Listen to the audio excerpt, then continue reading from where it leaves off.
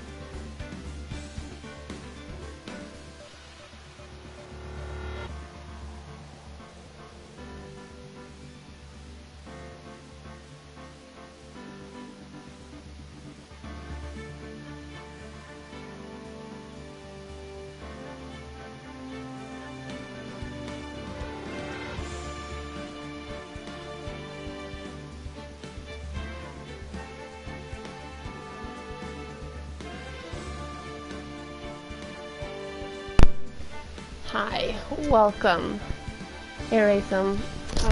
Sorry about that. I forgot a glass of water, and you know that there's a bit of talking in this game, so yeah.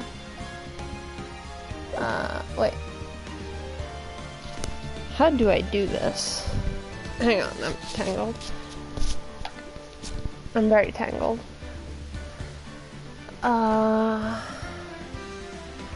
So I beat the first game. Does that mean I have a save file?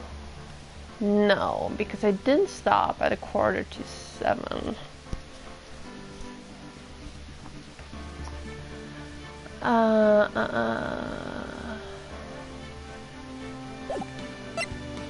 Did I press new game? I do. And then justice for all. Oh, right. And then pause the feed on my end. So, episode 1. Again, I've played this game, but it was at least 5 years ago. I have it right here on DS. I do not remember, like, anything.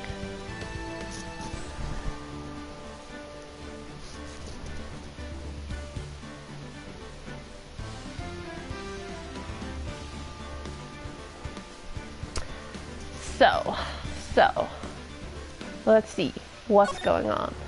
What's happening? Who got murdered? How are you today? Oh. Well, this is a copyrighted song. Do you call it a song? How did I get into this mess? That's far enough. Oh dear. You can't run forever, Mr. Phoenix Wright. Oh, he's having a nightmare. What have I done wrong? I cannot allow you to go on like this. Huh? But I'm just a simple defense attorney. Silence! You are no longer worthy of your title.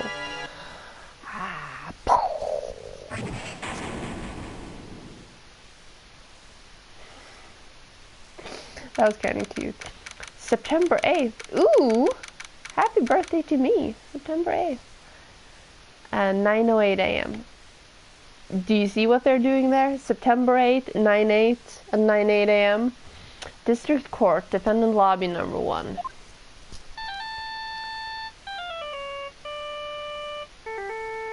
That is a terrible... Oh god! The flashbacks. What a nightmare, and I bet it was this ringtone that caused it. I really shouldn't be dozing off right before trial starts anyway. Oh, thank God. I had some very, very terrible ringtones on my phone back in the day. Back when they were just these awful MIDI files or whatever they were. I don't even remember. Trauma. Huh. Looks like they hung up. Ah, good. I finally found it. Who are you? Talk about a close call. I hate to do this to you, but... Well, you look like a serial killer. It's nothing personal, Mr. Attorney. Okay. Okay. A few minutes later, District Court, Defendant Lobby number 1. Who are we defending? Oh, my head, it's throbbing. And why does it feel so foggy in there? Good morning. Good morning? What's wrong? You don't look well. People are at their best first thing in the morning. Where's that fighting spirit? Oh my god, you're a morning person. I am not a morning person. I cannot deal with you right now. Sorry, but can you please turn this cheeriness down? My head sorta hurts. Roger that.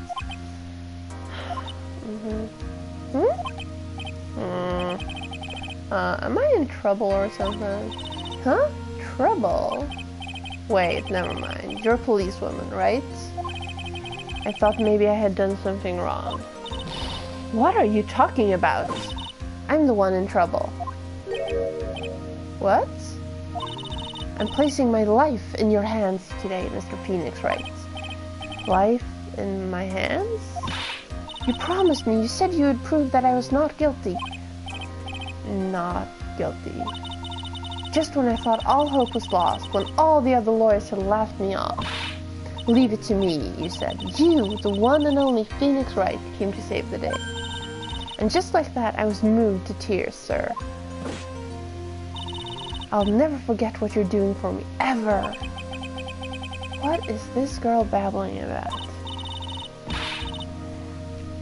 Actually, I really love to watch court proceedings, and I always root for you to win. When I'm off duty, I'd like to come here and... Huh? What's wrong? You've been acting really strange, and you keep staring at me. You're making me kind of nervous, sir. Oh, she has a name now. Her name is Bird. Of course it is. Oh, sorry.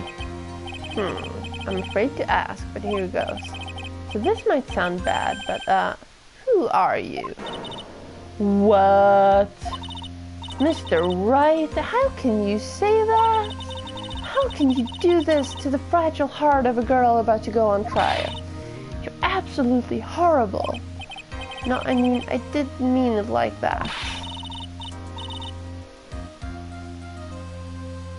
Oh god, old bag. Ugh, don't get me started. I know she's back in this game.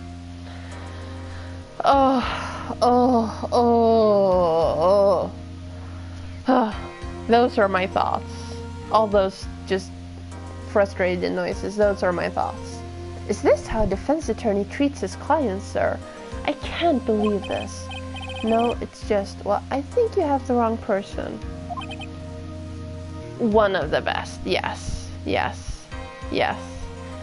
I can think of one better character to hate. Have you seen or played Horizon Zero Dawn? Silence.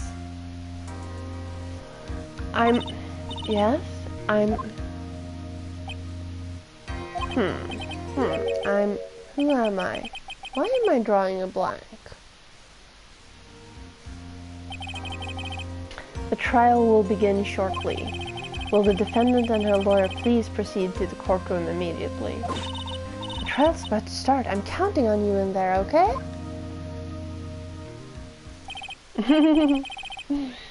I guess I must have amnesia. Yes, it's exactly like a cold. You just walk into a room and then bam, my amnesia hits. I was about to say magnesia. I'm not entirely all there today either.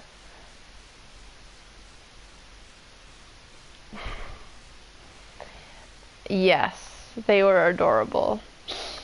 I really can't wait for the sequel. Let's see, what can I piece together? From the sound of things, it's probably safe to say I'm a defense attorney.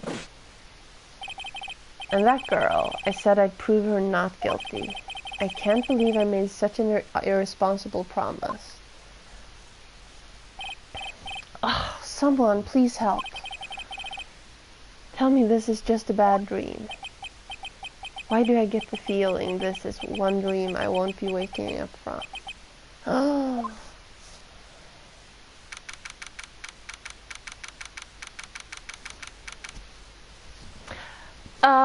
I have a tip for you. When you beat Horizon Zero Dawn, it doesn't let you go back to the the map after. Your save is going to start when you start the game back up. It's going to start from before the final fight. I don't know why I'm looking at my laptop instead of the camera, but I was. So if you want to play Frozen Wilds, do that before, because you have extra skills. Well, they're included, so you want to know the difference. And you have there's a lot of trophies and a lot of extra levels. If you play the game before Frozen Wilds was released, I think the level cap was at 50, but now it's at 60. And the entire rightmost skill tree, I don't remember what it's called. It's been like, I think I beat Horizon Zero Dawn in like May or something. It was a while ago anyway. No, maybe I started it in May, whatever. But the entire rightmost skill tree was added with the Frozen Wilds DLC. So whatever you do, however you beat the game, you're just gonna start back from just before you beat the game. There's a scene that starts the final battle. They're like, Aloy goes to bed, and they tell you if you just do decide to go to bed, this is the final battle. Oh no. Oh. I've seen it played by a few different people, and I played it. I did that too. But my original playthrough, or my original trophy, started in 2007, no, 17, sorry, when the game was originally released. My friend with benefits bought it for me and came over here and we played it for a bit, and then he decided that he loved the game and he took the disc and walked off. And I still didn't kick him out of bed for another year. But that's a different story. And now, back to this story. Sorry for that. 10 a.m. District Court, courtroom number 2. He was... That was an entire thing. I make stupid decisions sometimes. Either way, court is now in session for the trial of Maggie Bird. The prosecution is ready, Your Honor. Oh, hi! What is it, Mr. Wright? Are you talking to me? Do you see any other defense attorneys here? I guess not. Now then, are you ready? Yes. I guess I should say yes for now. Are you ready, Mr. Wright? Yes, Your Honor. Wait a sec. If her life is in my hands, I should really do the responsible thing. Actually, you see, Your Honor, my memory is kind of... The court will not hear the defense's excuses. Because the defendant is a member of the police, this case is under great scrutiny. Therefore, we must make this trial fair but swift. I believe I have told you this before. I hope you're not telling me you've forgotten. Actually, I have. Mr. Payne, your opening statement, please. Yes, Your Honor. Let's see if we have anything in the court record. Someone's phone, time of death, and broken glasses.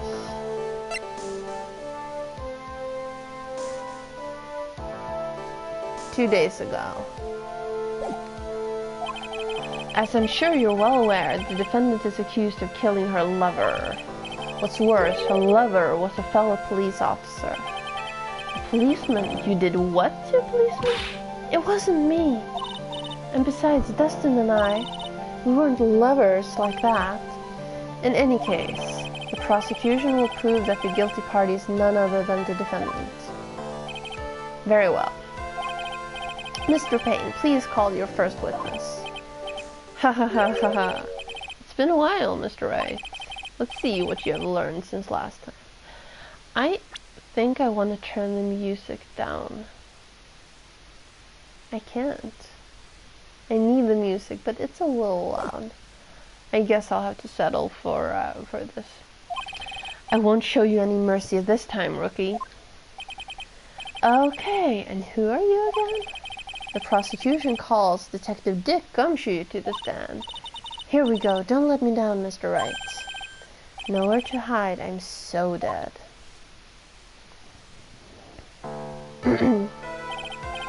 Witness, please state your name and occupation. My name is Dick Gumshoe, sir. I'm the detective in charge of homicides down at the precinct, sir. You don't look very well, detective. Well, sir, the defendant, she works under me, so you know... You work under that detective? Yes, sir, and while I was a trainee, he was always watching out for me, sir. He's such a wonderful guy, sir. I'll never forget what he's done for me. Okay, calm down, I believe you. Detective Gumshoe, please describe for us the details of this murder. Yes, sir. It happened at the park near headquarters, Expose Park. The victim was one of the local cops, Dustin Prince. He was pushed down from one of the benches on the upper path, sir. The landing beat his body up bad and snapped his neck. The details are listed in the report that was distributed yesterday. Ah, yes, this autopsy report, correct. Why do I not remember getting a copy? Well, you do have a copy, it's right here. I see everything is in order here. Even the estimated time of death is unusually well documented. The victim's watch stopped from the impact of the landing, sir. The results of the autopsy confirmed the time of death. If I may, Your Honor. The prosecution would like to submit this photograph. I object. It's inflammatory. Very well. The court accepts this into evidence.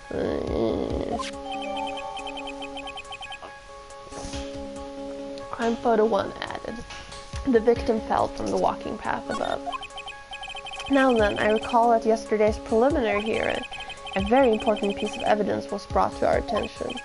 Yes, Your Honor. Yes, sir.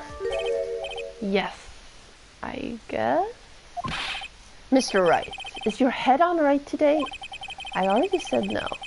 There was a very crucial piece of evidence found under the victim's body. Was there? Have you lost your mind? Well, actually, it's just nerves. Give me a second. What? How can you talk like such an amateur? I thought you were a pro, sir. Alright, sir, I'll help you through this. At a time like this, maybe you ought to take a glance at the court record. I've already done that, thank you. Court record?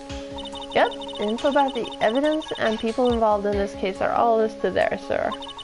You can look at the court record by pressing the R1 button. The R1 button, huh? You really know what you're talking about, don't you? Meta! It's too bad I'm a cop, right? Just think, I could totally be a legal aid instead. Mr. Wright. Yes, Your Honor.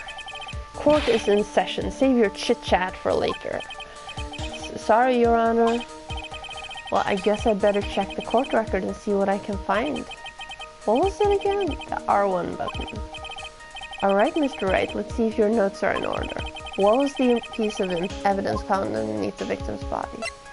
Glasses. That's simple, Your Honor. A broken pair of glasses. That's right.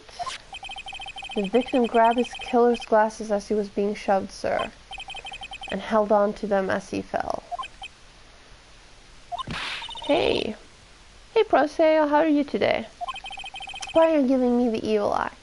Those glasses you're wearing. Yes, this is my spare pair. But these glasses they found at the scene of the crime are not mine, I swear, sir. You sure about that? Look, it was a coincidence. Sorry. It was a coincidence that on that same day I accidentally stepped on mine. I'm gonna go grab a another sweater because I always get cold talking this much. I will be right back.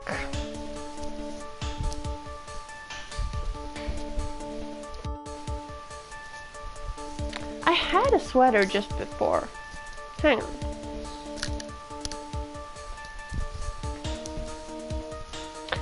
I can't find it. I'm gonna just leave my headset right here and be right back.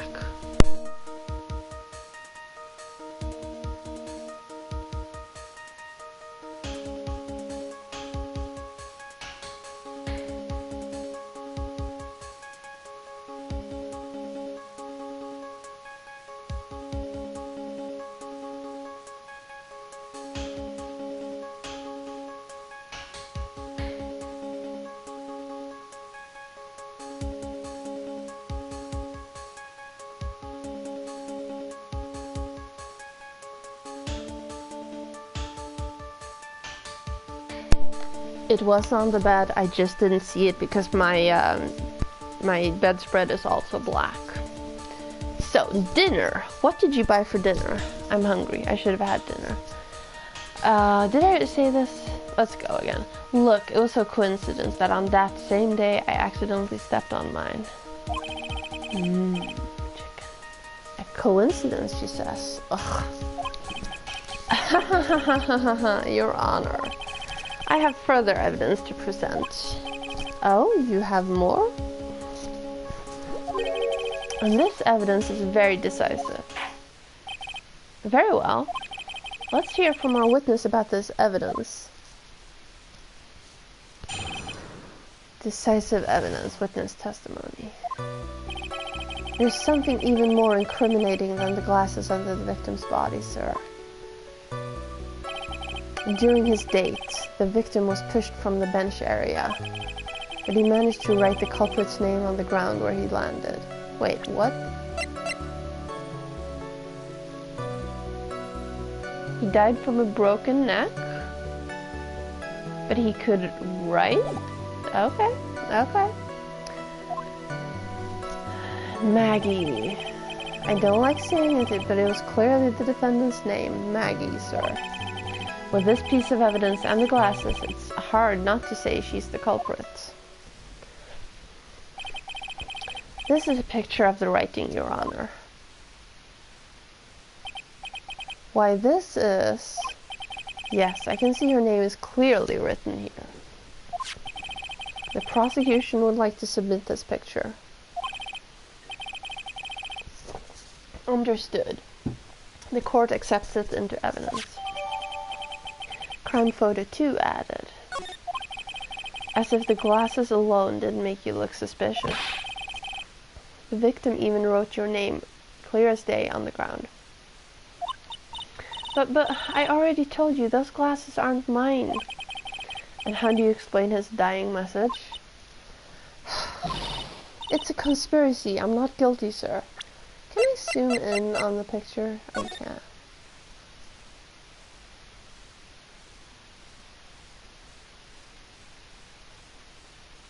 How does he... Did he, like, write from... Suspend reality, I guess. Mr. Wright, you may cross-examine the witness. Cross-examine? This is it. I'm counting on you. Sure, but what am I supposed to do? What? This isn't like you at all. Normally, this is the part where you get in the witnesses' faces. Get in their faces and do what? I guess there's no way around it. Okay, I'm gonna lend you a hand. The prosecution's witnesses all hide things from the court, which means they lie from time to time. Lie?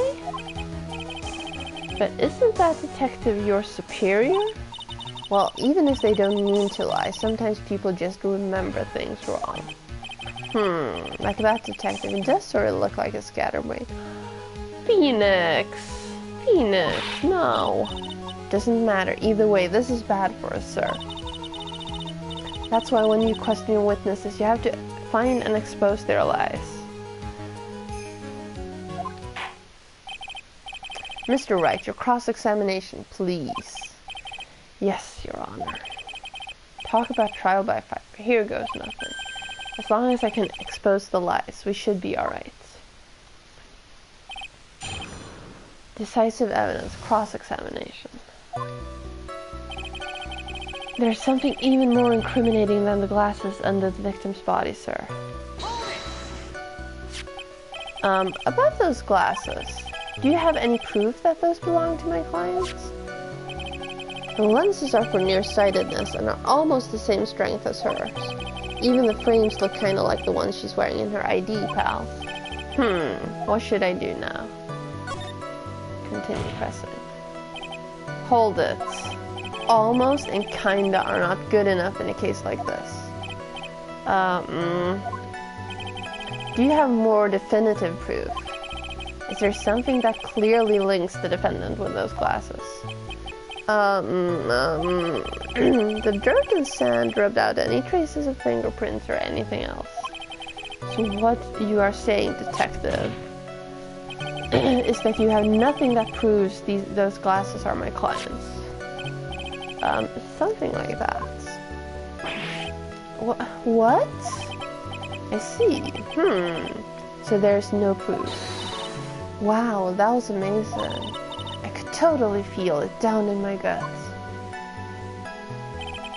During his date, the victim was pushed from the bench area. Now, you're sure he was pushed and that's how he fell? Yeah, pal, if you look at the wounds on the victim's body, there's no way it was anything else. Please continue with your testimony, detective. Anyway, the victim fell pretty far. But he managed to write the culprit's name on the ground where he landed. The culprit's name. Yeah, I was surprised too. I didn't want to believe it, but... was the name that of my client? I don't like saying it, but it was clearly the defendant's name, Maggie, sir. Are you absolutely certain? Sorry, pal, but that's what it said. Yeah. This is a picture of it. No matter which way you look, it still says Maggie. He's got a point. Hey, hold on. Huh? Don't me. I know the picture says Maggie, but now that she mentioned it, something does feel kinda off about this picture.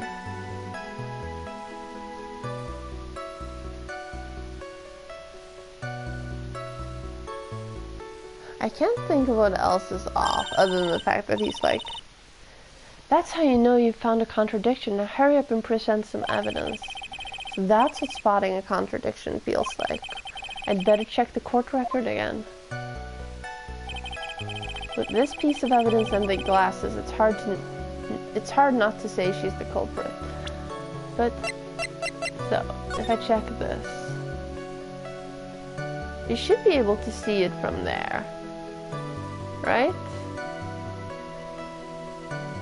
And it's 7 o'clock there.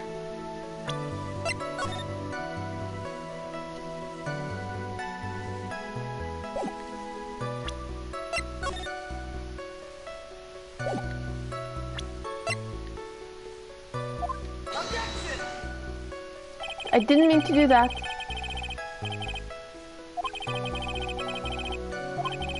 That's a you fucked up. I'm not even gonna bother reading that.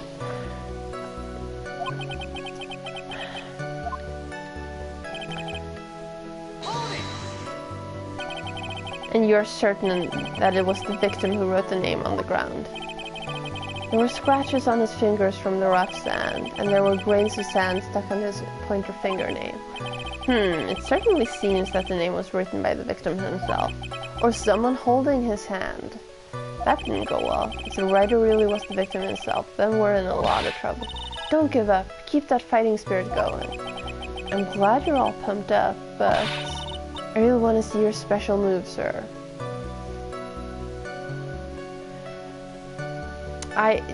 Something flashed in my head, but I don't think you're gonna know it, so you're gonna have to go to YouTube later and listen to Ylvis.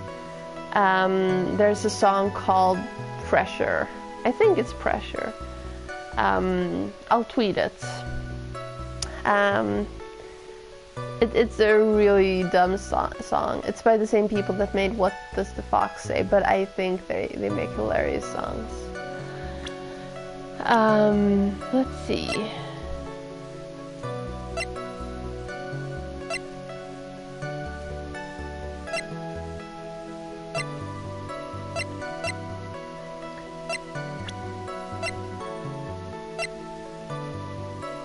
Broken neck. But it doesn't say that broken neck is an instant death.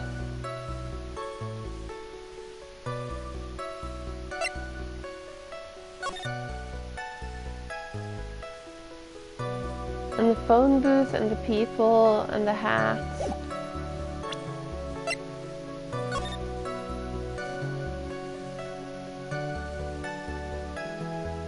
The only thing that doesn't make sense to me is how he started like all the way over here and wrote M-A-G-G-I-E and then died. But it's super far away.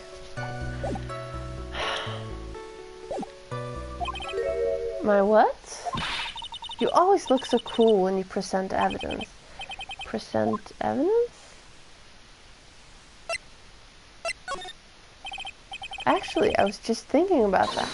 Yes! The great Phoenix Wright is back. Oh, that's right. Huh? I heard that lately you can present not only evidence, but people's profiles as well. It sure makes things a bit more complicated, so be careful, sir. People's profiles, huh? Alright, let's give this another try. Oh! Well, she's not wearing those glasses in that picture. And he's not wearing glasses at all.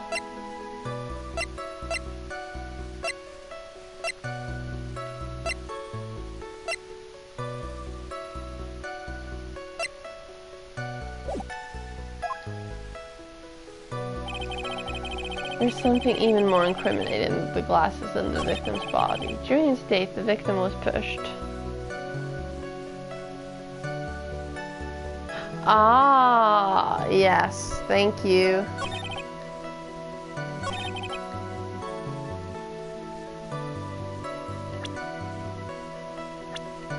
Thank you. That would not have occurred to me. I am a little mushy in the head today, I guess.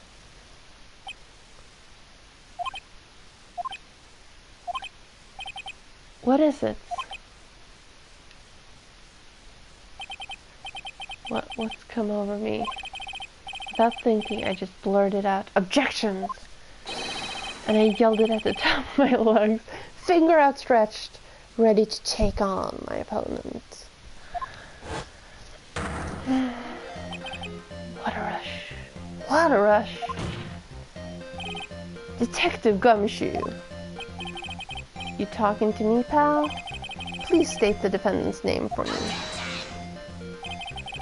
What are you trying to prove with this futile exercise, Mr. Wright? He has quite a weird objection. You'll see, this is a very crucial line of questioning. Actually, Mr. Payne, you can answer. The defendant's name, if you please. Where is this ridiculous question coming from? The defendant's name is Maggie Bird. No. I think someone needs to check the court record. What? It says right there that it's Maggie Bird. Ah! It looks like the bird caught the cat napping. What's going on here? I have no idea either, sir. As you can see, the victim did indeed leave a name, Maggie. However, the defendant's name is actually spelled Maggie with E-Y instead of I-E.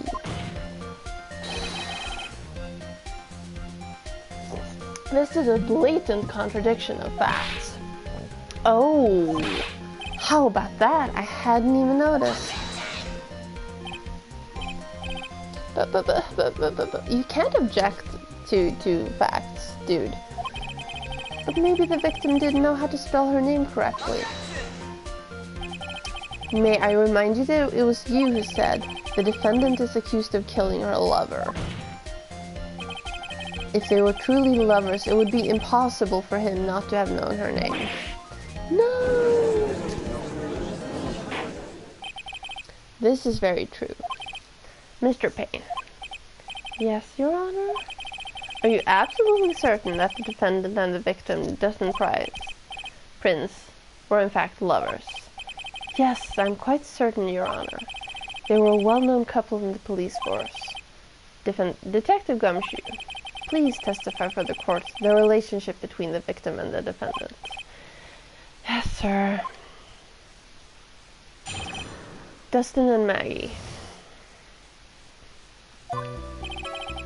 Officer Prince and Officer Bird had been going out for about half a year. It sounded like they were even talking about marriage. The day of the incident just happened to be the victim's birthday, sir. Officer Bird had gotten Officer Prince a present. It was something she had bought over 2 months ago. I should know because she came to me to ask what she should get for him. Oh, those two sound like they were close. Nevertheless, tragedy struck. Yes, I see. You may cross-examine the witness, Mr. Wright. Apparently, there's a trophy here. It's super hard. I don't know if I can do it. You're gonna have to keep your fingers crossed for me. Officer Prince and Officer Bird had been going out for about half a year. How do you know about this? Every year in March, we have a training camp for us cops. Officer Bird was a rookie at the time, and she and Officer Prince seemed to hit it off. They got close, I take it. Actually, I was supposed to go too, but I couldn't pay the deposit for the trip, so I didn't. If only I had gone on that trip. What is it? Oh, nothing, sir, really. Anyway. It sounded like they were even talking about marriage. Now this is the part where you get a trophy. You start by pressing on the matter.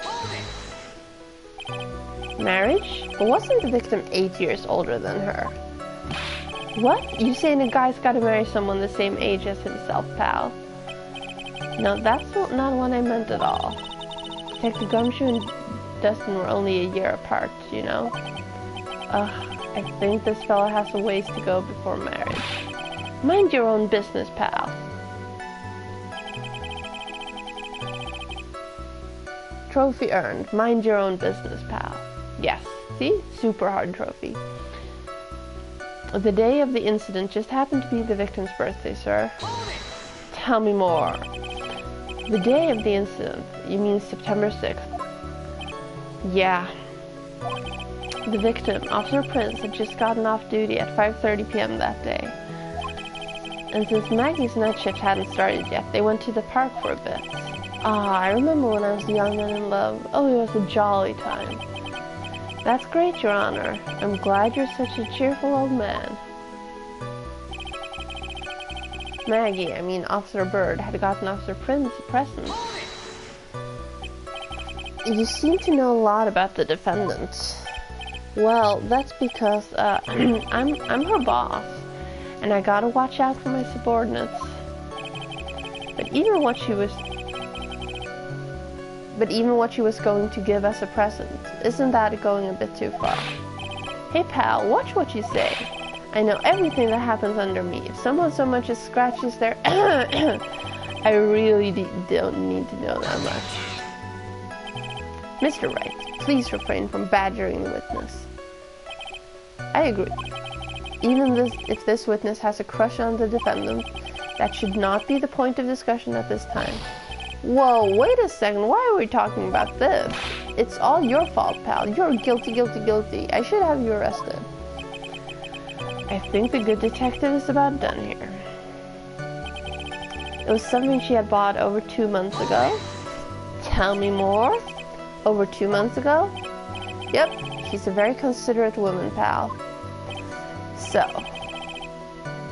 Oh, apparently my PlayStation decided to update the Division 2, so if you've had any issues with frames and stuff, that's probably why.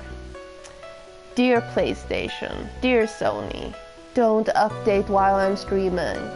I want to be able to turn this off. So, what was his birthday present? She got him a glove. What? What? A single glove? Why would she only give him one? Actually, Your Honor, the glove in question is a baseball glove. Oh, I see, a baseball glove. Officer Prince was a huge baseball fan. A baseball glove. Just now, I believe you said that the present was something she had bought over 2 months ago. Yeah?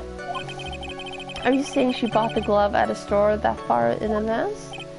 No, nothing like that, pal. Then what is it like? She ordered it. It was custom made.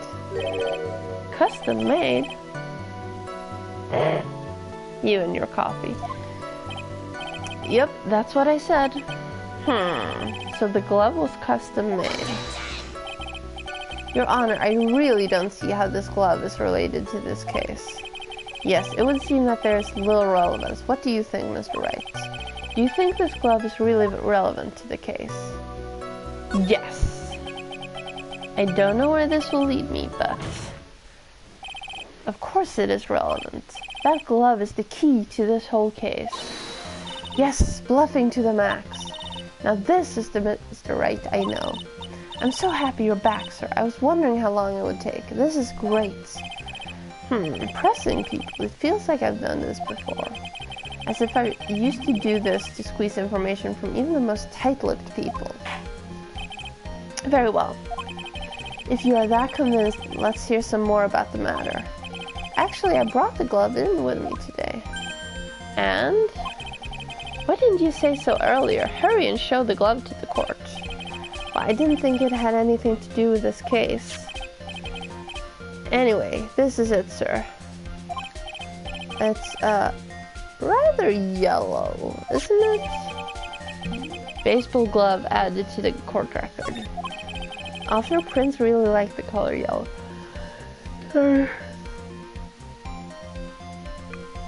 Sorry, very sorry.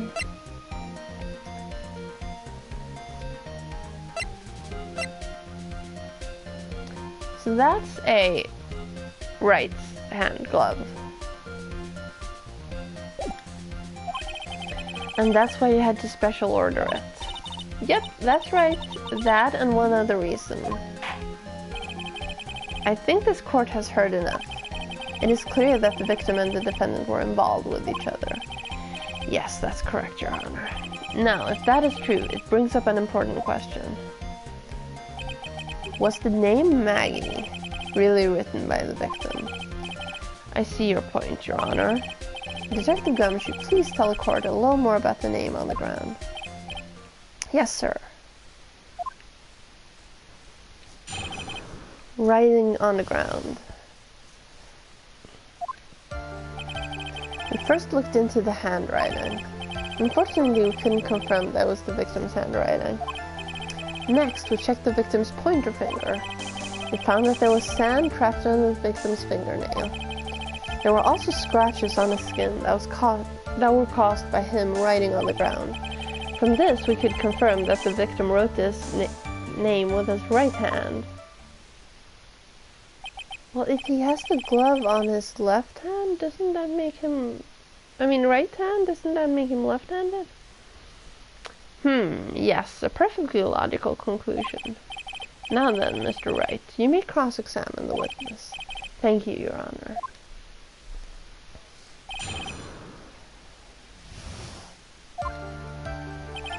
We first looked into the handwriting. But can you really determine handwriting based on a sample written in sand? This is why amateurs are amateurs. We're not a bunch of simpletons, pal. Scientific investigation in this country is actually pretty good. I believe it's time to get back to the real points.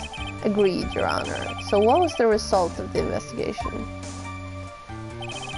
Unfortunately, we couldn't confirm that it was the victim's handwriting. So in the end, you couldn't confirm it. Hey, don't you look down on us. I told you, we're not a bunch of simpletons, pal. Everyone knows you can't find out everything you want with scientific investigation. I've never heard that before. Me neither. Nor I. I never heard anything like that at the police academy, sir. Okay, so I made it up. Anyway. Next, we checked the victim's pointer finger. His pointer finger? You know, the one you're always pointing and waving around in people's faces, you know, like this. Ahahaha, don't tell me it bothers you. Every time you do it, I have a mini heart. I'm sorry. I'm sorry, I don't know why that's so funny. Okay. Every time you do it, I have a mini heart attack. It's like you're trying to kill me, pal. In any case, you examined the victim's index finger, correct? Yeah. We figured there should be something on his finger if he had been writing in sand. And the results? We found that there was sand trapped on the victim's fingernail. Hold it! What does that prove? Well, it proves that he did write that name with his own finger. Yes, which explains why there was sand stuck under his nail. I guess he's right. And there's more. There were also scratches on his skin that were caused by him writing on the ground. Scratches on his skin. Yep, you can't see them with your naked eye, but they're there. Yes. That's incredible. Sure is. That's the power of scientific investigation. They're so small that we had to use a magnifying glass, like a really strong one. It's got that scientific sounding name. You mean a microscope? Yeah, that's it. We used one of those and that's how we found them. I can't believe this guy doesn't know what a microscope is. I'm sorry, my nose is itchy. From this, we could confirm that the victim wrote this name with his right hand. Are you absolutely sure? I believe in the power of science. I wonder if my evidence is solid enough to counter with. Listening to this, you would think there was only one conclusion, that the name was definitely written by the victim. But don't you think that would be really strange, sir? It doesn't really write that message with his right hand. Do you think I would have gone through that much trouble to get him his present? The present? What about it?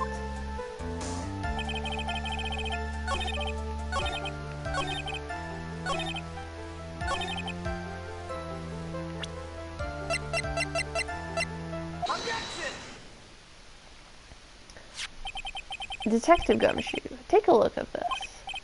That's the glove, right? Could you tell the court what's special about this glove? What's special? Never really thought about it, but it's really yellow, and that's about it. Yes, it's really yellow, but that's only one of its qualities.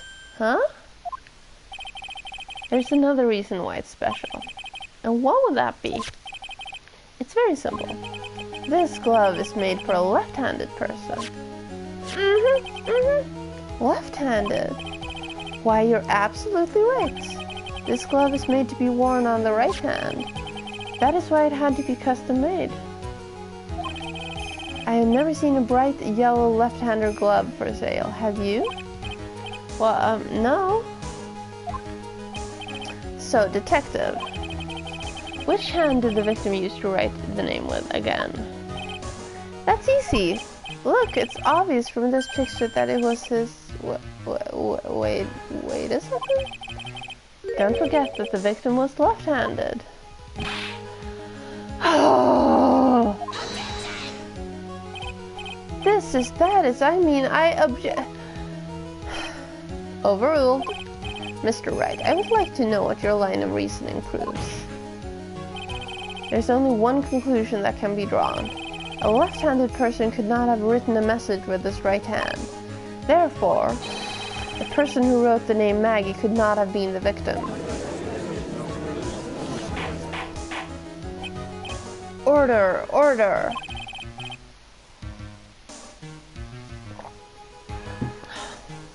When you think about it that way, then yes.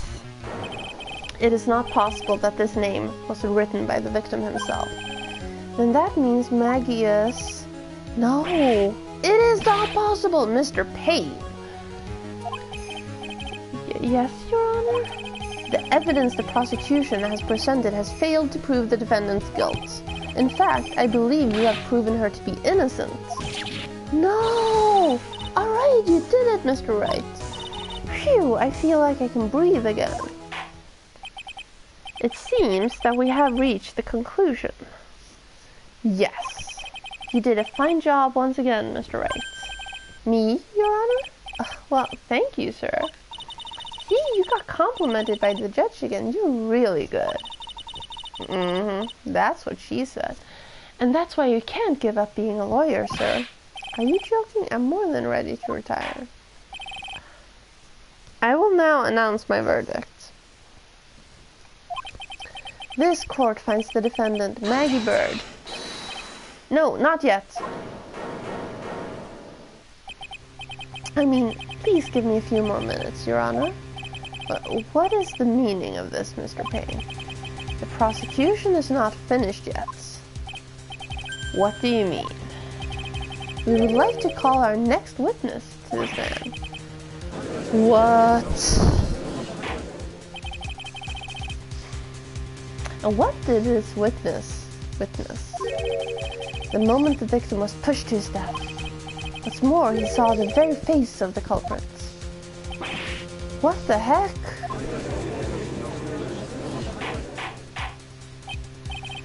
Order, order in the court. I believe a recess is in order.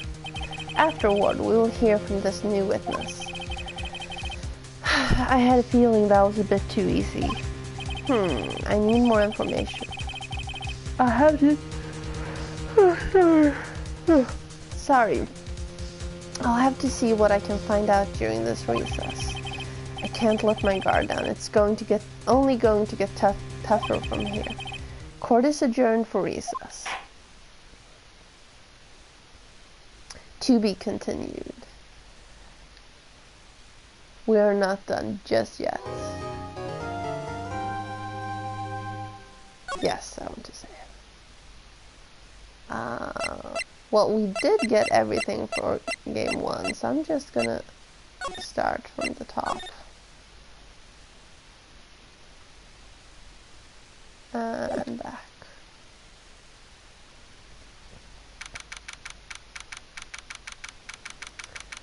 September 8th, 11:43 a.m. District Court, Defendant Lobby number 1. We are actually going to take like a 2-minute break. I'm going to go out on the balcony, breathe some fresh air, and I will be right back. Hang on, let me just... 2 minutes tops.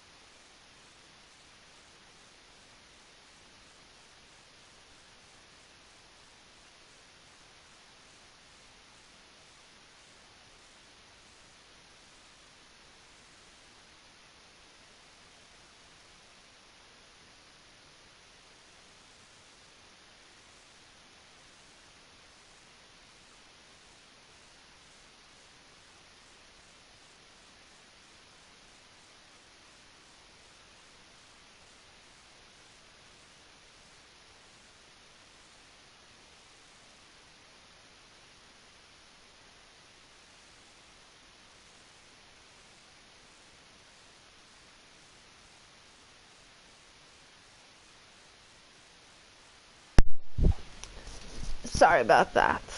I had a long day at work. I guess that's why I'm tired, but we are gonna keep going for a little bit longer at least until the next save point.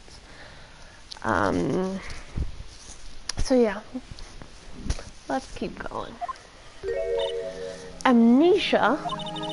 I can't believe my lawyer's trying to defend me in such a state.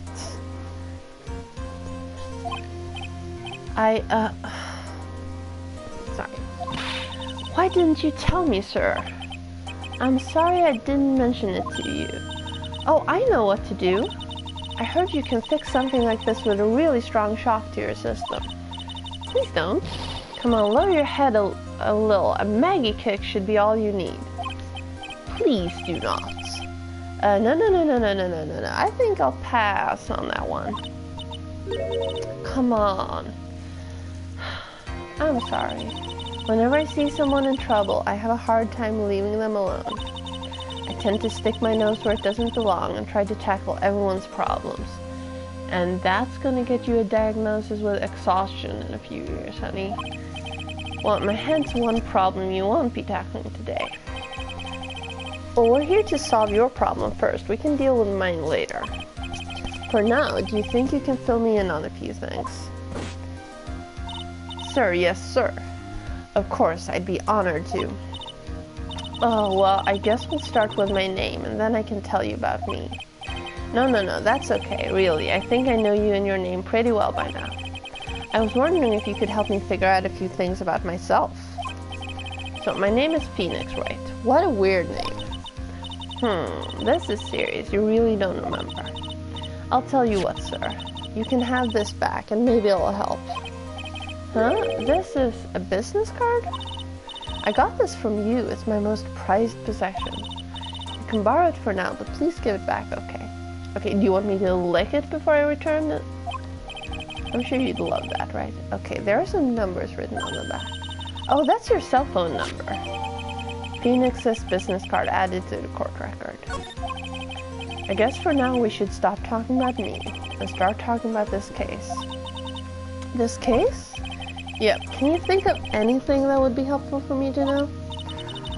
What can I tell you? I can't think of anything other than the incident with that cell phone. But, cell phone? Yeah, your eyes lit up when we talked about it at the detention center, sir. Hurry up then and tell me. This might be very important. Okay, Roger. It was on the day of the crime, just before 6 p.m. I picked up a lost cell phone while on a walk with Dustin. Of course, she's wearing a blue Badger hoodie. All of a sudden, the phone began to ring. Beep. Hello? Oh, thank you. I've been searching for my phone. Is this yours? Oh, I'm glad you called. We can meet up and I can give this back.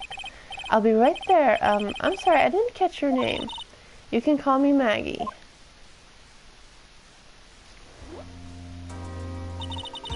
We agreed to meet up at 6 p.m.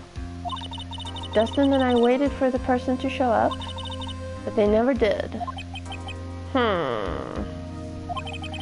So where is the phone you found now? I gave it to you yesterday. Huh? To me? Is it that phone in my pocket? You mean this? Do you think it has anything to do with a murder? I don't really know, but if my eyes lit up... Ah! You were here all along! You're so mean! I called you a million times, but you wouldn't pick up. And when I went to check it in the courtroom, everyone had already left. Hi, Mia. Now who in the heck is this? No, Maya, sorry. Let me guess, I'm supposed to know this girl too. Hey, good morning, Maggie. And good morning to you too, Maya. So, how's it going? Is there a word for worse than abysmal? It's not worse than abysmal. First of all, whoever had lost their phone didn't ask you anything about what you looked like or where you were. They were following you. Oh, and what if I said that everything will be fine? That's right, it's Maya to the rescue with the super, ultra decisive, extra important evidence. Here you are, Nick, the thing you wanted me to bring. Huh? Oh, thanks. What the heck is this? A list? It has about 20 people's names and phone numbers written on it. It's kind of tough, but I managed to dig up some dirt. It looks like these guys are up to no good. No good, as in very bad. There's a group of con artists the police are currently investigating. I think these guys are members of that group. Names list added to the court records. Why would a group of con artists pop up in a case like this? And I can't read it. And I can't look at that. Don't look at me. And where did you get this list from in the first place? What? Don't you remember, Nick? You're the one who asked me to look this up yesterday. Oh, is that right? These numbers were in the memory of the phone Maggie found. So that's where they're from. You're awfully forgetful these days, Nick. I hope I never get to be an old forgetful prune like you. Maya, actually Mr. Wright, recess is now over. Please bring the defendant and return to the courtroom immediately. Oh, oops. Guess you have to get going. We can talk about you being old later, Nick. Wish us luck. I guess I have all the pieces now, more or less. All that's left is to put it all together. I'm not going to lose this. I can't. Come on, Nick. Better get a move on. Yeah. September 8th, 11:54 a.m. District Courtroom. So we didn't even get a lunch break. We just got like a 6-minute break. Rude. And the way he's standing, Mr. Payne over right here above my head later, it only looks like he has one arm. Court will now reconvene. Please call your next witness to the stand, Mr. Payne. Yes, Your Honor. But before I do, if I may say a few words. What is it, Mr. Payne? It's about the next witness. He has a tendency to say things that rub people the wrong way, you see. So I ask that the court might be a little lenient on... No. There is no need to give a preface. Just hurry up and call your witness, please. Yes, Your Honor. The prosecution calls its next witness a drifter who was taking a walk in the park on the day of the murder. A drifter? Please state your name for the court, witness. Before I do, I'd like to clarify a little something. Huh? Oh, alright, go ahead. Just now, you introduced my wonderful self to the court, correct? Perhaps as a drifter who was taking a walk. Did I? But I will not stand for that. Not that you've tinted the court's eyes and colored me wrongly. Sure, I suppose call me university. I am not pushing ahead for this. They're just... Okay. Yes, I understand. I'm very sorry. I will be more careful from now on. I'm confused. We only saw the guy that called the phone very super briefly. That's not this guy, right? What is he? A human chatterbox? Her eyes look about how I feel. So glazed over. I have to question him. Fashion, cars, women, glasses, and of course university. First rates only need apply. Glasses? But you aren't wearing glasses. That's enough. Your name, witness. Blue. I bet he's named Blue. Oh, is that how you want to play this? Using your power and influence to keep the young people down. I see how you work now. You old people and your dirty tricks. You thought you had me, but you thought wrong. I'm sorry, it won't happen again. Oh man, I forgive you. Alright, I suppose I can tell you my name. I am Richard Wellington. Of course your name is Dick. The drifting virtuoso with a PhD in drifting, as it were. If you wanted to, you could have called me a university student in transit. Oh, he's so pretentious.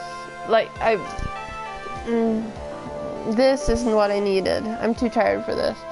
Mr. Wellington, on the day of the murder, you were strolling through the park, correct? It would appear that you are attached to that word. If you must, then by all means. But I remind you that I am in no way a prepubescent boy out on a walk with mommy. Anyway, please testify to the court what you saw during your walk through the park. See, you said it again, taking a walk. You know, for fuck's sake.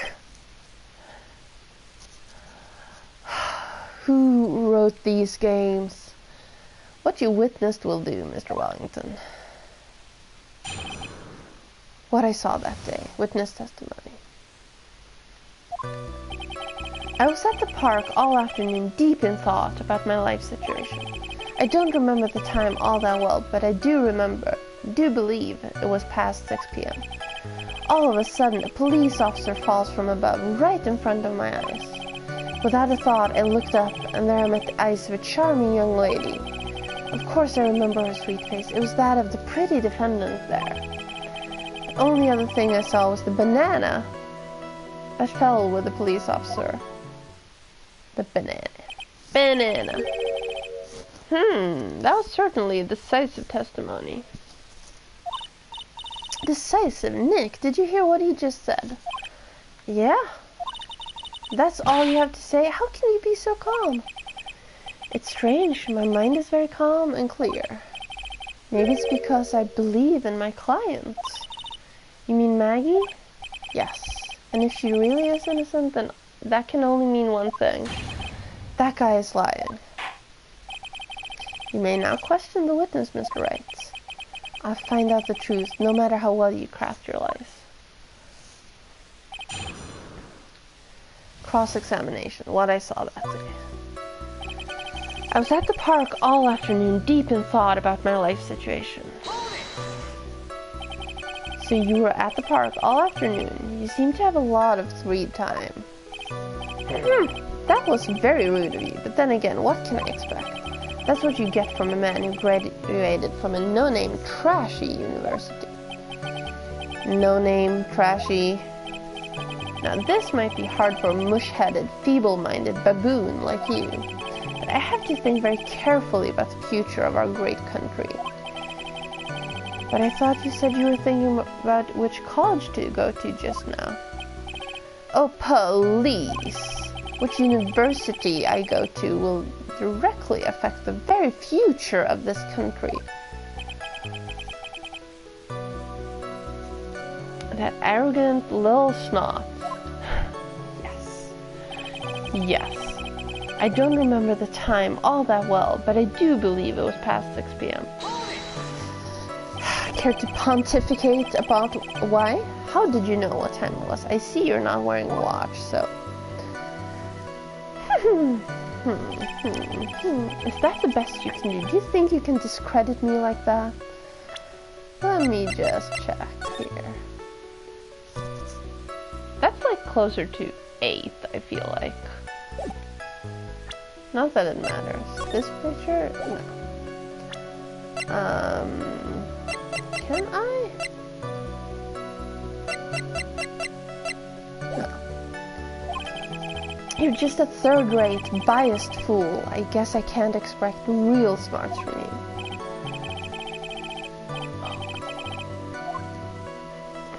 His arrogance is really intolerable, so what should I do now? Well, fuck you. I'm gonna press harder. Answer the question. How did you know what time it was?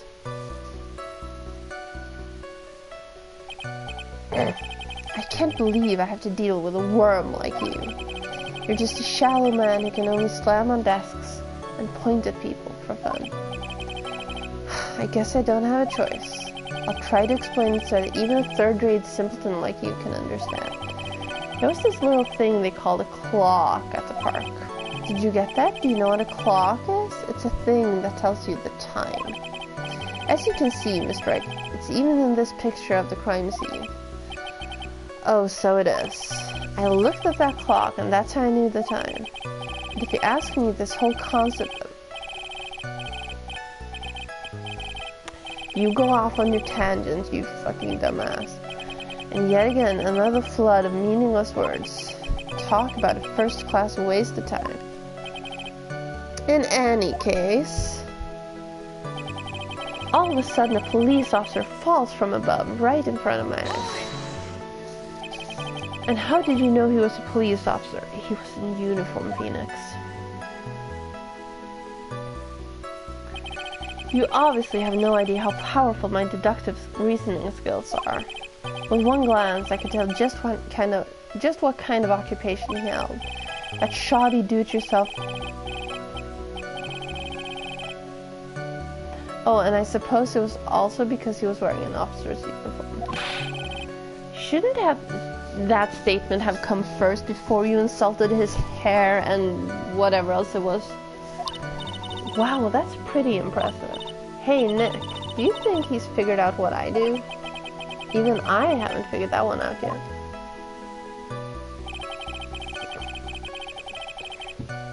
Without a thought, I looked up, and there I met the eyes of a charming young lady. Are you sure you got a good look at her face? Animals have this thing called an eye, Mr. Wright. They use this eye to see things. In the case of humans, we have two of them. Yes, even you. I don't care if I have them or not. Did you or did you not get a clear look at her face? That's what the witness was just about to get to. I would like to request that Mr. Wright not use such a loud voice during questioning. Sustained. Mr. Wright, please refrain from raising your voice in this court. Then please don't make me have to raise my voice. Are you finished? I'd like to continue if that's alright with you. Of course I remember her sweet face. It was that of the pretty defendant over there. So you're sure you're not mistaken?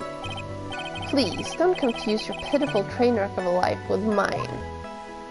Excuse me? I'm what you call a famous brand name product, while you are only a cheap imitation. There's no way someone as magnificent as myself could have made a mistake. Of course, of course. Of course. Did you notice anything else of interest, witness? Only other thing I saw was the banana that fell to the police officer. What? No. Fine, yes, I get that. Check that. You can't see the banana in this picture. The banana? Well, it was actually more than just one, more like a bunch of bananas. Now, what would a bunch of bananas be doing there? I don't know. And why would I know such a thing? I'm only telling you what I saw. That's really strange. Maggie never mentioned anything about a bunch of bananas. No, because it's the baseball glove. That's it, Nick. He's gotta be lying about the bananas. He could be, but there's no reason for him to lie about there being bananas at the crime scene. And what if it's not a lie? Well, maybe he thought he was seeing one thing. It was something else. If he mistook something else for a bunch of bananas, that would be an inaccuracy. Think, Phoenix. Think, Phoenix. Think. If my client is innocent, there's no way he could have seen what he says he did. Which means, if we can somehow show he's lying, that's exactly what we need to do. She's right. She's got a sharp mind, but I just wish I could remember who she is. Is everything okay, Nick? Yes. No.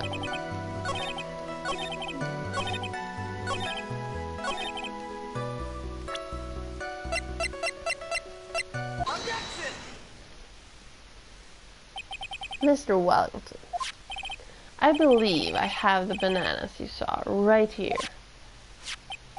Oh, so you knew about the bananas too. Why didn't you say so earlier? But don't think you can use this as a way to pull more information out of me. And that's where you'd be wrong. Mr. Wright, what is the meaning of this? Isn't that the baseball glove? Huh? What? A baseball glove? Doesn't it look delicious? Care for a bite. That's not... It's a... No! Your Honor, I think this proves one very important fact. This witness... By the way, just how bad are your eyes? Huh? Why are you asking me about this all of a sudden? Your Honor, it is very simple to mistake a glove for a bunch of bananas. No, I don't think so. Objection overruled. You're one of those people. Yes, you know what I mean. You're like those people who refuse... Galileo?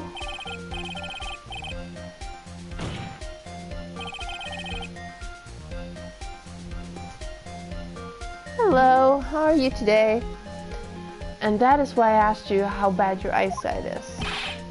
They're both 2200. I suppose you're gonna tell me that's terrible, right? Why are you not wearing your glasses today, then? That's because I lost them recently, you see? Of course, I was planning on getting a new pair made right away. But you know, my glasses are no ordinary glasses, so to replace them... How about when you witnessed the crime? Were you wearing your glasses then? How about it, witness? You are an unrelenting evil man.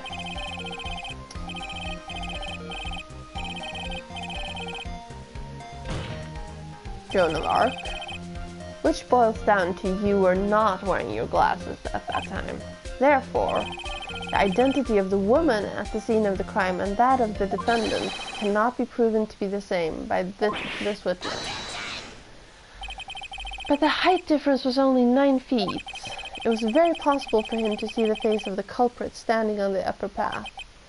Witness, please be more accurate in your testimony. You don't have a scent? I'm sorry, I don't understand what you mean. Please be more accurate in your testimony. Remember, a person's life is at stake. Yes, Your Honor. Now then, please continue with your testimony. Please tell the court what happened next, in the moments after you witnessed the crime.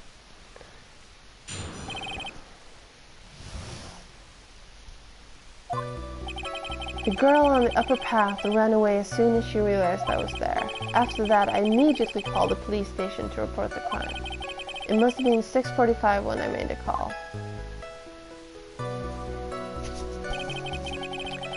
They must have a lot of free time on their hands since they showed up within 10 minutes. Or because it's a murder? So the person who was on the upper path saw you and then ran away. Yes, that is correct. Which is why even someone without a superior brain like mine can understand that that girl is the murderer. Well, you don't have to donate. I don't mind that you just hang out and view and just talk.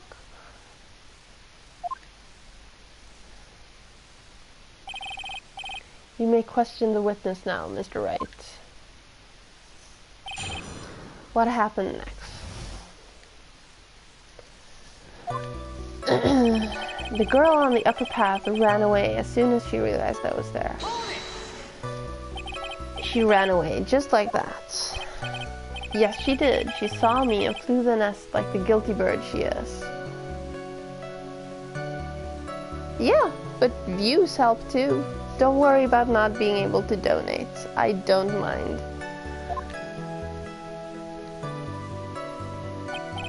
Oh, I'm sorry. Was that pun too hard for someone who only got a third-grade education? Actually, that did take me a few seconds to get. Anyway, if she ran away the instant she saw you, how could you tell it was my client? The witness has already answered that question. He has stated that the defendant is the culprit. This is true, Mr. Wright. I'm striking a question from the record. How can I get more information out of him? After that, I immediately called the police station to report the crime. Immediately, as in immediately. I mean, sure, a minute might have elapsed before I did, but that's the duty of every good citizen. Or did they not teach you that at your pitiful school? You think people learn about how to call the police in college? Hey, Nick, I think you should take a look at the court record for a sec. Huh? It must have been 6:45 when I made that call. They must have a lot of free time on their hands since they showed up within 10 minutes. Okay, so let's push this. How do you know what time it was? That detective told me. You know which one I mean. The one with the jacket that makes him look like a dropout from a no-name high school. Hey pal, I graduated from a pretty good, I mean top-ranked college. I don't believe this. It doesn't matter. I don't believe I was mistaken on what time I called. And if I'm wrong, then that detective obviously doesn't know how to tell time. What? Why, you're just some lousy kid who... I think the court can see your point. Anyway, how did the police respond? They must have a lot of free time on their hands since they showed up within 10 minutes. So you're saying that there were police on the scene by 7 p.m. They got there before that, I think. There usually aren't many people in that area at that time of day.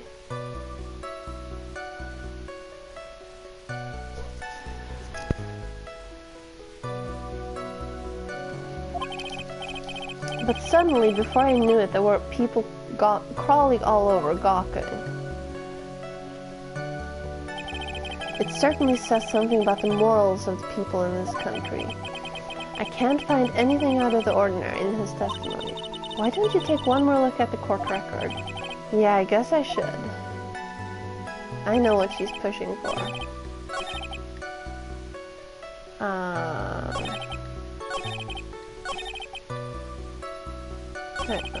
Here.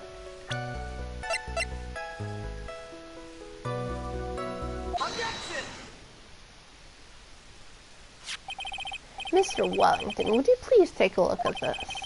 You mean the victim's autopsy report? According to this, the murder occurred at 6:28 p.m. So what of it? You said that you called the police immediately after the murder took place. However, by the time you had called the police, it was already 6:45 p.m. There is clearly a 15-minute gap here. Do you deny it? I think this court would like to hear what you were doing during this 15-minute gap.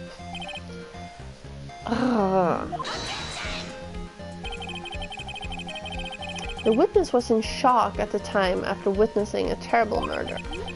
It's only to be expected that he would be a little dazed. One moment, please.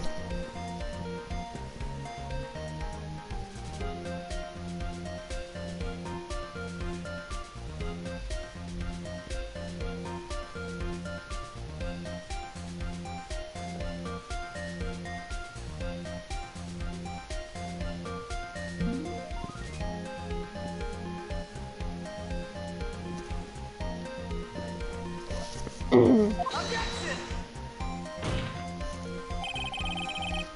15 minutes is hardly what I would call a little daze.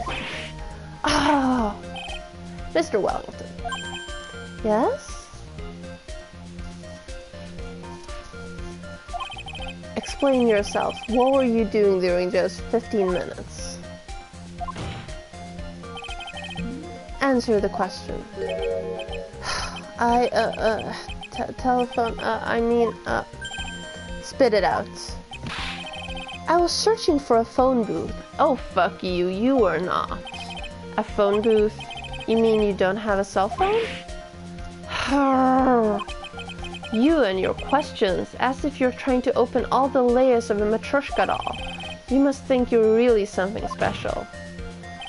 Witness. I lost my cell phone there. Are you happy? You lost it? Unbelievable. You lose your glasses and your cell phone. You must be very scatterbrained when it comes to your belongings. What? Are you saying that first-rate people are never allowed to lose things? Haven't you ever... Enough. Oh man, oh man. Wait, hold on a second. He lost his cell phone? Nick, that cell phone, could it be? You mean this phone Maggie found? There is no way. Boy, I didn't see this coming. What should I do now? Yes, question further.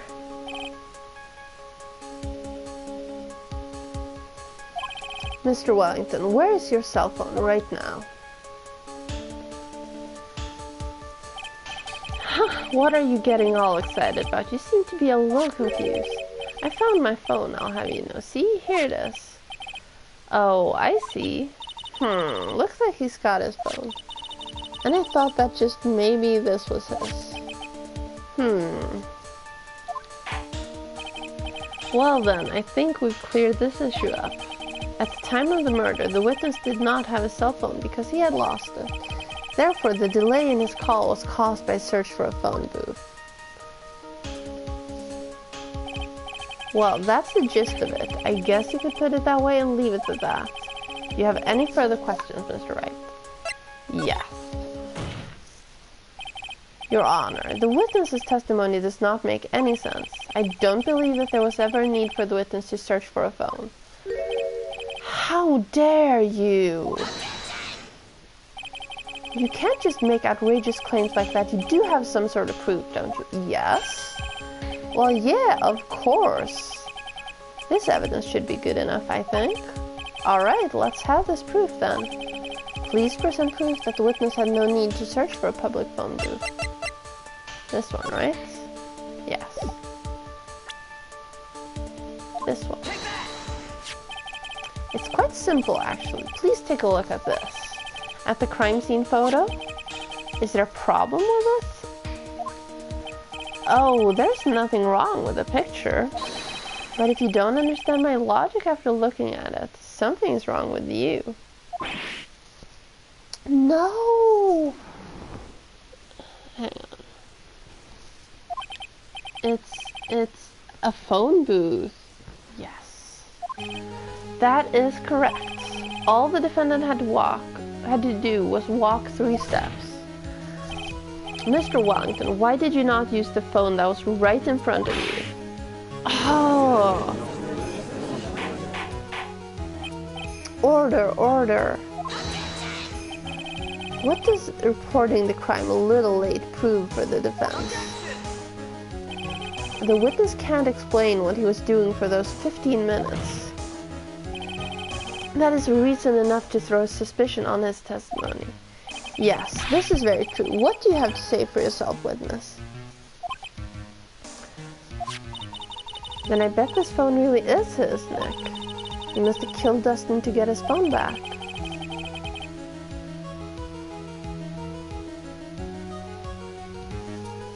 But Maggie said that she was going to return it to him. So there was no reason for him to kill for it. And on top of that, we still have the phone she found anyway. Well, thank you for hanging out. Have a good one. I hope to see you later. But if he wasn't looking for his cell phone, maybe he was looking for something else. Was he... Mr. Wright. Yes, Your Honor. Do you have any thoughts you'd like to share with the court?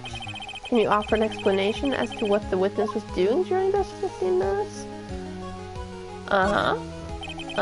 There's only one possible explanation. Alright, let's hear your explanation. However, be forewarned that if your explanation is not persuasive, you will be penalized. Think carefully before you present, Mr. Wright. Yes, Your Honor. I probably shouldn't have said that. There was only one possibility. Please present to the court the one piece of evidence that will answer the following. Why didn't the witness call the police right away?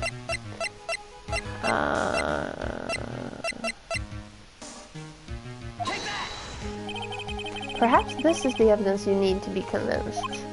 Huh? Perhaps? That was just an idea I thought I'd throw out. So that was the failed thing. I suggest that perhaps you should find a better piece of evidence. Of course, Your Honor. Well then. But before you do, you will be penalized. Ouch. Okay, so what is the evidence?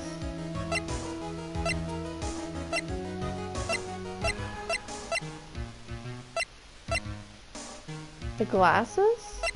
The phone?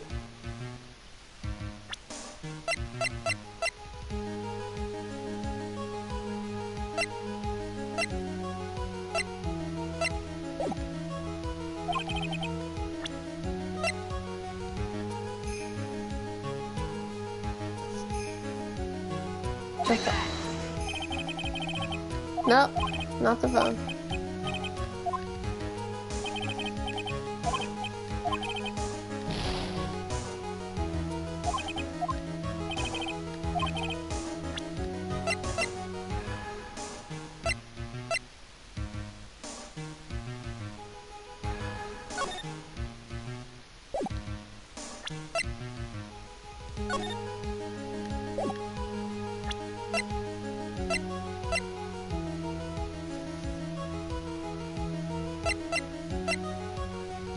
The glasses. Mr. Wellington. What? Don't do that. You almost gave me a heart attack. Good. These are your glasses, aren't they? Where did you find... Oh! I believe the court all heard what you just confessed to. That these glasses are in fact yours.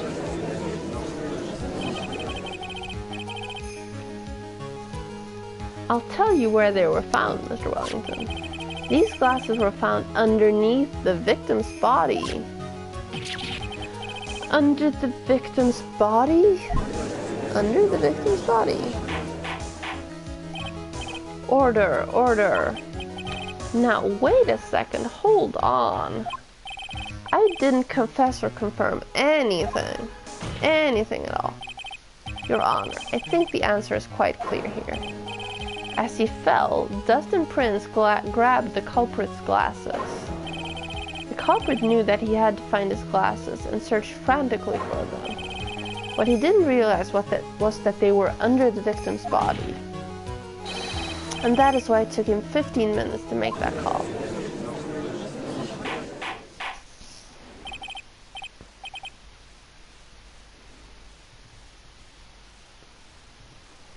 Mr. Wright, are you indicting the witness as the real murderer? Of course, that is precisely what I am doing.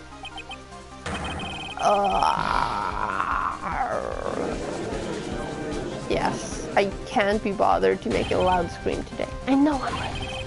He is the real murderer. Did you figure it out, Nick? More or less. Turns out this cell phone was the key to this case after all. Anyway, now is our chance to deep six this guy. Deep six? Okay. I'll sink him in one shot. Yeah. This is so exciting watching you work again. Somehow my old self is coming back to me. It's time to sink or swim. Everything rests on the edge of a knife. This is the moment I've been waiting for. Order, order. Your Honor, the defense is making a mockery of this court. Without any solid ground to stand on, he accuses the witness of being the murderer. Yeah, that's right. I'm no criminal. This third-rate fraud of a lawyer. In that case, why don't we look at it from a different perspective? Let's hear your explanation as to why you're not the murderer. Why, that's easy. For example, there's the name the victim wrote. What about that? Oh, you mean the name Maggie?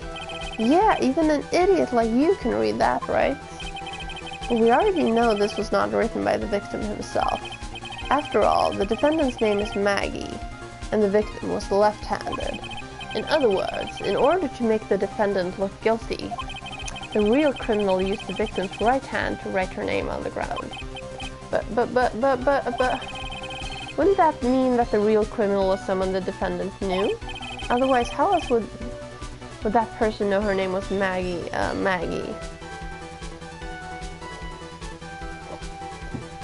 I mean, I know that there's a pronunciation difference, but I'm not gonna bother. That is a good point. The witness didn't even know of Miss Bird before this trial. Oh, I forgot. No, you didn't.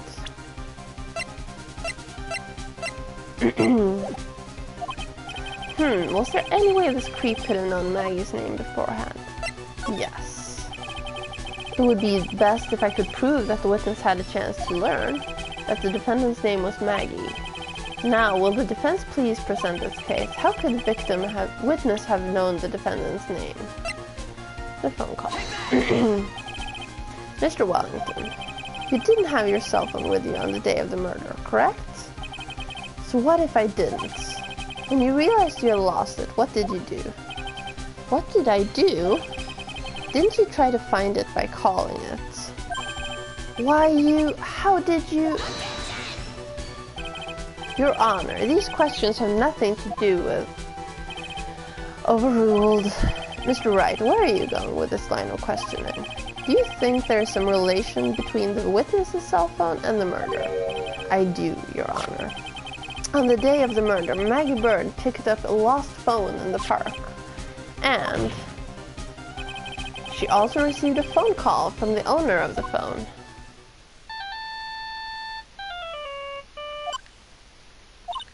Hello? Oh, thank you. I've been searching for my phone. Is this yours? Oh, I'm glad you called. We can meet up and I can give this back. I'll be right there. I'm sorry, I didn't catch your name. You can call me Maggie. That was when you learned that her name was Maggie. But you made one fatal mistake. Fatal mistake? My client's name is Maggie, but the name that was written on the ground was Maggie. This is a mistake that you could only occur if all you knew was how her name sounded. Oh. Order, order. But, Your Honor, the witness has no motive. And your point is? It's very simple, Your Honor. A person usually would not kill someone without a reason. Mr. Wellington had no reason to kill anyone. That is absolutely correct. I don't have a motive. Mr. Wright. Your Honor, can you explain what motive this witness could have had? It's very simple, Your Honor. Huh? Are you sure, Nick? If I said I can't offer an explanation, then the trial's over, right? Yeah, but... Now then, please present to this court proof that the witness had a motive. Mr. Wellington's motive is right here. What is this? A list? These phone numbers were pulled from the memory of the phone the defendant found. And we have determined that the people on this list are members of a certain group. You looked up all those numbers. Of course. This list of phone numbers was stored in the cell phone's memory. The names and numbers belong to people who are members of a certain con artists group. Whoa. Con artists? Can you explain why those numbers were on your phone, Mr. Wellington? This is an outrage, an invasion of privacy. Looking up the phone numbers on a person's phone is a worse crime than murder. You're one of those people.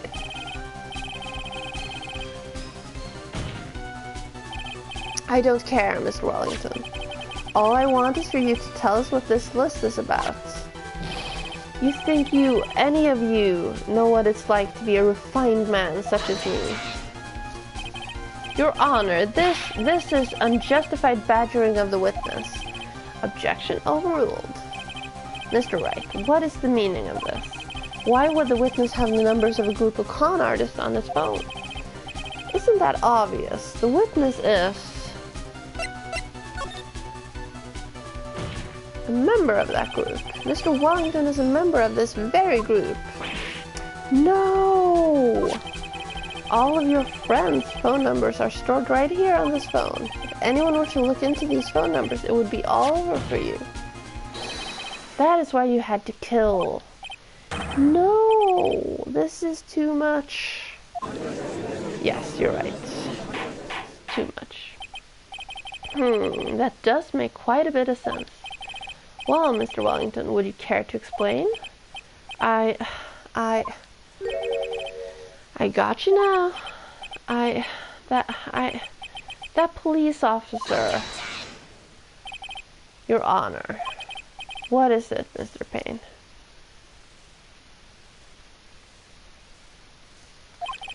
Your Honor, this is unjustified badgering of the witness.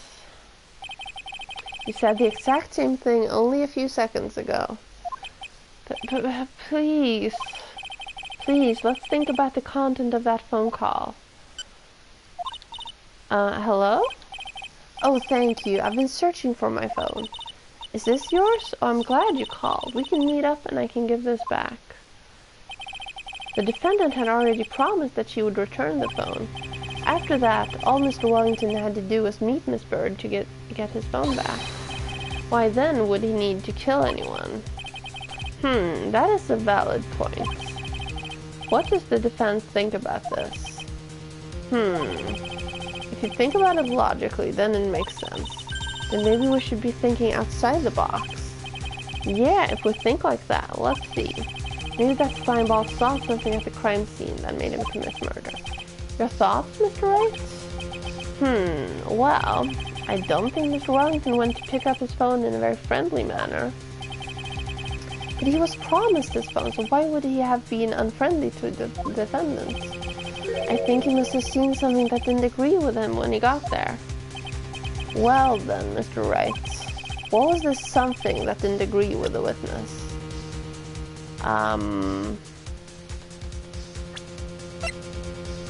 Police?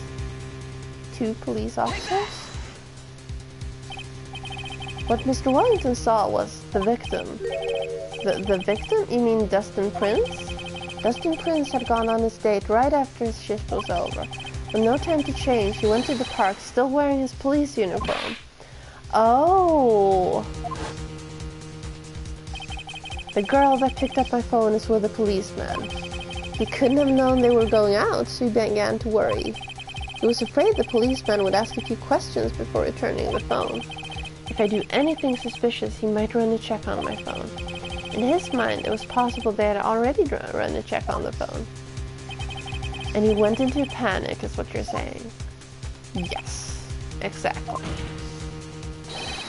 Officer Prince was murdered simply because he was in uniform. Doesn't that make it a hate crime?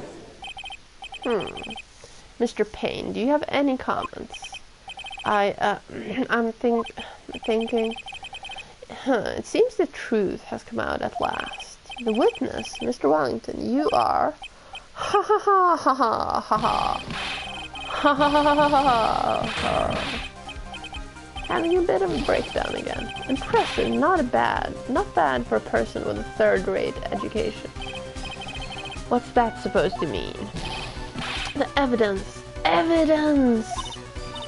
Oh, that guy is really creeping me out. All you've been waving around and talking about is that suspicious cell phone. Suspicious phone number this, suspicious con group that, they're all on that phone.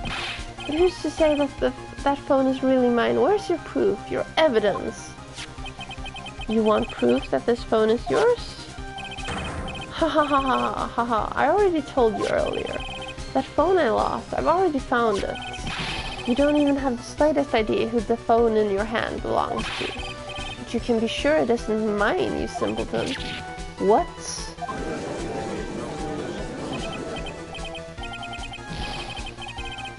Ha ha ha, it feels good to see you squirm. We do seem to have a problem on our hands with this phone. Whose phone is it? Without knowing that, it's meaningless as evidence. Your Honor. This is bad. I can't let him turn the tables on me like this. This cell phone. There has to be something I've overlooked. There's got to be. Maybe. This phone has the names and numbers of those in the con group in its memory. I can show them to you, Your Honor. But that still doesn't make it his phone. I don't believe this. What are you talking about? What we are trying to do is determine who that phone belongs to. Who cares about what phone numbers are stored on? I pressed too quickly. I was just trying to get the text to keep moving. Besides, who knows, maybe you went and added some of those numbers in yourself. The witness is quite right. I'm afraid I have to reject the defense's proposal. Ugh, that jerk is back to his arrogant, annoying self again. This cell phone. There has to be something I've overlooked. Fingerprints? I got it. We should check for fingerprints. Fingerprints? Yes, Your Honor. Mr. Wellington must have left some prints on this phone. Nick, don't you remember? When you got that from Maggie, you wiped it off. I what? You said there was sand all over it, so... Wiped it? I wiped it. Pretty thoroughly, too. Ha ha ha ha ha ha ha. It's oh so much fun watching third-rate trash babble like morons amongst themselves. He's made a complete recovery. How many times do I have to say this? My phone is right here, you see? Oh, and incidentally, you can't check the number stored on this phone. You must have glitched it because all the numbers just magically disappeared. You've got to be joking. He erased all the numbers I was going to use as evidence. Mr. Wellington, what's this? By the tone of your voice, it sounds like you still have some fight left in you. Where did you finally find your cell phone? Ha ha ha ha ha. Ha ha ha ha ha ha. Oh, you are too much. And of course you have no idea what I'm talking about. Huh?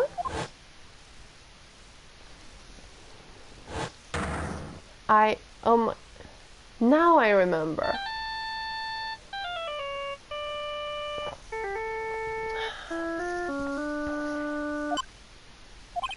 Huh, looks like they hung up. Oh, good. I finally found it. That was him. Did he bonk me over the head with a fire extinguisher? So that's when... What's wrong, Mr. Attorney? Why the harsh glare in your eyes? Nick, we've worked so hard to get this far. But if you don't do something quick, he's gonna get off scot-free. I know this phone has to be his. But how am I supposed to prove something like that? Mr. Wright, if you cannot prove who the owner of that cell phone is, your indictment has no basis and therefore no power. It looks like you came up a penny short. Where did I go wrong? Don't blame yourself. You're merely a third-rate lawyer. You only made one big mistake. Who are you? What are you? That's something you haven't figured out for yourself yet. Who I am. The court hereby concludes the cross-examination. Ha ha ha ha ha. If that will be all, I'll have to bid you gentlemen and ladies goodbye. I have a reservation at that ultra-fancy restaurant on the upper side of town. Thank you for your assistance. You've had a stressful day, so please, bon appetit. That's not how you spell it. There's no E at the end of bon appetit. I'm pretty sure, at least. What am I supposed to do? Am I supposed to just let it go at that? No.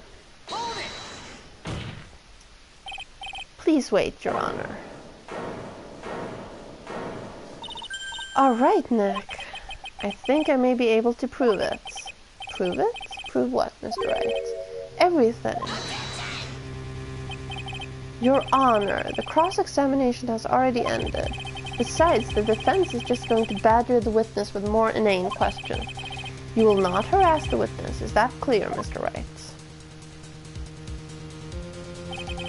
Did you hear that? No harassment allowed, Mr. Attorney. Please, Your Honor. Okay, very well. But this is your last chance, Mr. Wright. Huh. You may present one piece of evidence to the court. I only get one shot at this. You cannot prove everything. It's over, for your client and for you. Do you fully understand? I am gonna save. Yes.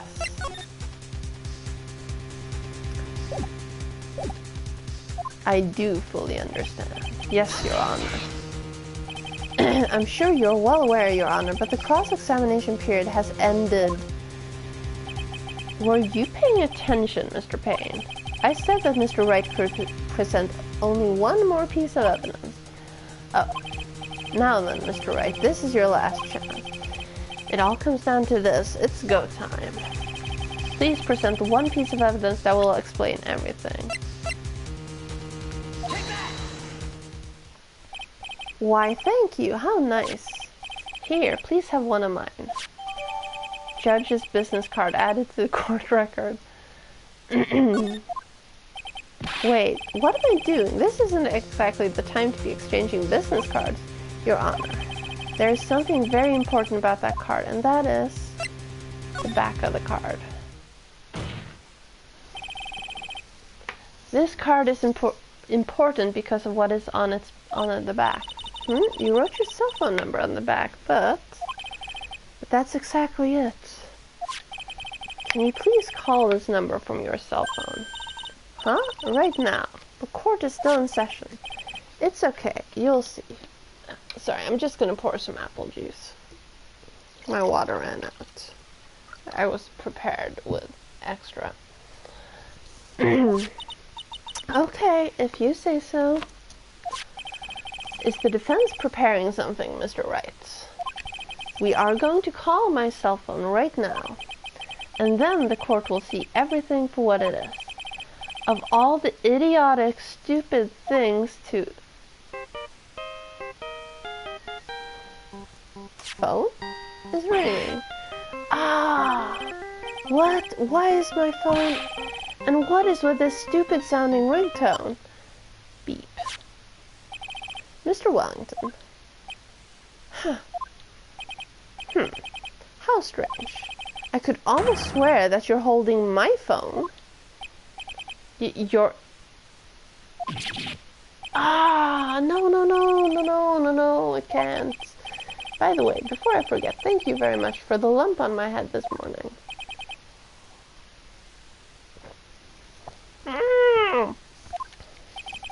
I don't think I need to explain any further, except to say, when you went to retrieve your cell phone, you mistakenly took the wrong one.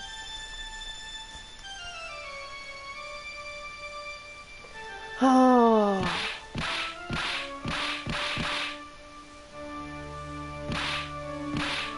He's about to strangle himself and pass out.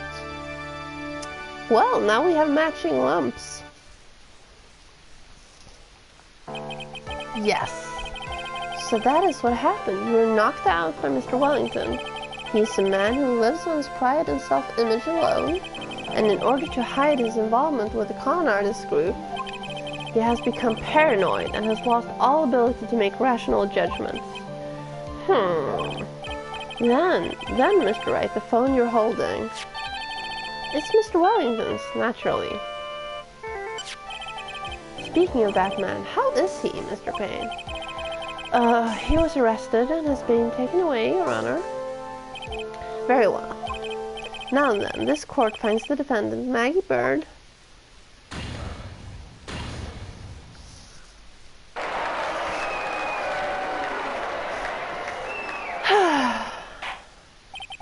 That is all. This court is adjourned. Thank you. September 8th, 2:16 p.m. Can we please have lunch now? District Court, Defendant Lobby number 1.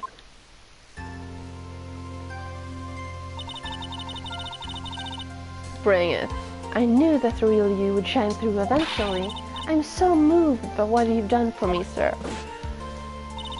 Thank you so much, Mr. Wright. I feel really bad for Dustin. He didn't do anything to deserve this. It's probably because of me. Huh? My whole life has been nothing but a whirlwind of bad luck and failures. Your whole life. It can't be that bad, can it? You're 22 and you're still alive. Since I was 6 months old, when I fell from the 9th floor of my apartment building. Okay. Hi, Ash! I've been hit by all sorts of vehicles, gotten sick from all sorts of food, failed at almost every test I've ever taken, experienced almost every kind of disaster, and never won or even tied at a game of tic-tac-toe. My life has really been nothing but a string of disasters. That is, pretty bad. Up until I went to college, I was known as the goddess of misfortune.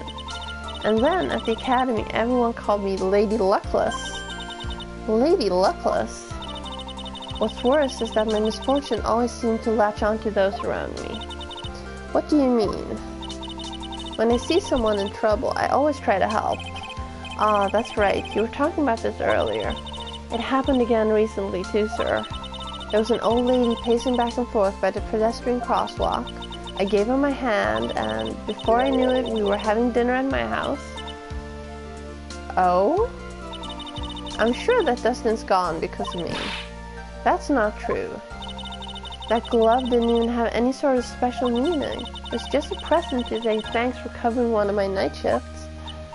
Oh, I see. Everything is all my fault. Dustin's death. Your head being all messed up. Well, I don't think my head is that messed up yet. I'm going to find a new life for myself starting now. The next time we meet, I'm sure I'll have found a whole ocean's worth of good luck by then, sir. Yeah, after all, the goddess of misfortune is only a name. You bet. I'm gonna make it, I promise. Next time we meet, I'll only be an unlucky person instead of a goddess. Yeah, that's the spirit. Well, Mr. Wright, Maya, I should get going. Okay, good luck to you. Thanks, you take care of yourselves too. What a horrible day. I've got my memory back, but things are still a little fuzzy. But you're okay, and that's what counts. You really had me worried. Come on, let's go back to the office. I'm afraid to ask, but here goes. So this might sound bad, but who are you? What? I thought you said you got your memory back. Sorta. At that moment, everything really did come back to me. Detective Gumshoe. He's someone I've had clashes with in the past during certain cases, but he's also been a good ally during others. The Judge. He's a lovable, kind old man who's easily swayed by other people's opinions, but in the end, he always comes up with the right verdict. Mr. Payne. This person, I haven't got a clue. He seems to know me, but maybe he's mistaking me for someone else. And this girl, Maya, you finally remembered. Well, you ran off on me. This is Maya Fey, my assistant. That's right, I have so many unforgettable memories of her. For example, Earth to Nick, what's wrong? You keep staring at me, don't tell me you've missed me. I have. Well, yeah, I suppose I have. I feel like I haven't seen you in ages. Yeah, it's been like since the last game. Oh? Well, I'm back now, so it's time for us to create new memories together. Alright, sounds good. All the phone numbers on my phone were erased by Mr. Wellington. I guess I have to start over from the very beginning. Come on, Nick, let's go to our usual burger joint. Okay, okay. Actually, it hasn't even been that long since she came back into my life. And that story began on one rainy afternoon 2 months ago. Episode 1, The Lost Turnabout, the end. A brand new episode has been added. Trophy earned, The Lost Turnabout. Save, yes. I am sorry, but my voice cannot handle another case, so this is going to be it for today. Let's see the intro. You missed everything.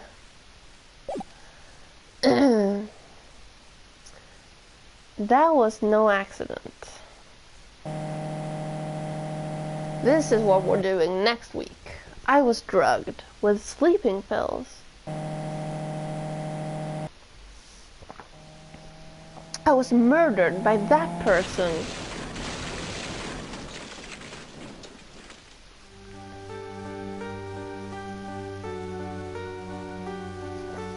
That's why I took my revenge. It's only fair, isn't it? Any?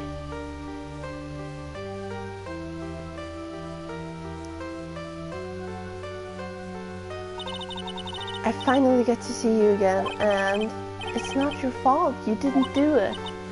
No, I did it. I killed that person. But that wasn't you. It doesn't matter. It might as well have been me. So, another person we know is accused of murder. I can't believe something like this happened. The events of that gloomy rainy afternoon that started this whole mess keep playing through my mind. And on that cliffhanger, again, thank you for hanging out. Friday, we are doing a special Valentine's stream. And, yeah. Monday is more Dead Island Riptide. Have a good one. I hope to see you again Friday. Bye!